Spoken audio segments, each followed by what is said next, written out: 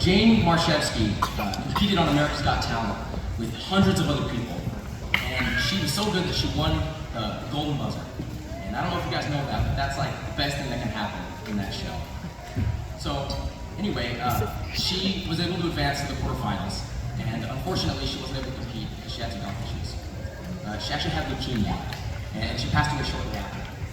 Before she died, she gave this quote: "You can't wait until life isn't hard anymore before you decide to be happy." I think about this quote a lot. How often do we wait for hardships to pass before we allow ourselves to be happy? One of the guarantees we have in this life is that we're going to face opposition. It doesn't matter where you are and what happens, something will come against you at some point. And what distinguishes truly joyous people from a typical person is the ability to embrace that with a smile. Solving problems with a positive mindset makes dealing with day-to-day troubles so much easier. So I talk about wrestling a lot because it means a lot to me, and it's one of the most taxing sports on yourself. It asks a lot out of you, and the further you go in, the more it asks of you. So this is my senior year, and this is my last year to wrestle, and I was working out 4 to 6 hours every day, and I was on a really strict diet. I don't know if you guys have ever dieted before, but it's pretty rough. It's not super. I was really hangry a lot of the time. Anyway, I was ready for it to be over with. I was really ready for it. The season lasted about 3 months, and I had a little whiteboard on my wall that I had every practice, every meet, every tournament, all of it. I had it all mapped out. So it was like 65 practices left. Every time I go home, I just like erase it and mark it down. So needless to say, I was ready for it to be done. And the day of the state tournament rolled around, and I was going home, and I was waiting. It was like this burst of joy, and it never came.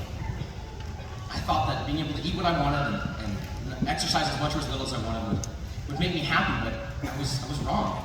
I didn't know why I wasn't feeling happy. I thought about this a lot, and I realized that if I made just a few simple changes on what I focused on, I could have had great 3 months instead of just squandering it. When I was a kid, my mom taught me some sign language, and I didn't remember any of it except for one thing, and it's this. This means play in sign language. So before every activity I do, every competition, every athletic thing, I look at my mom and I look for this sign. And it's a way to remember why I'm there. We're here to play. We're not here to just trudge through the hard moments and just wait until you're happy. You don't wait till you get your diploma in college to be happy. You don't wait until you're married to be happy. You can be happy now. It's a choice. Part of happiness is the journey. It's not just the destination. The journey comes along with it. I know we're graduating, and we're all going to come with a little bit of opposition. But if you can embrace those challenges with a smile, you'll remember what your purpose is, and you'll find joy in the journey. Thank you.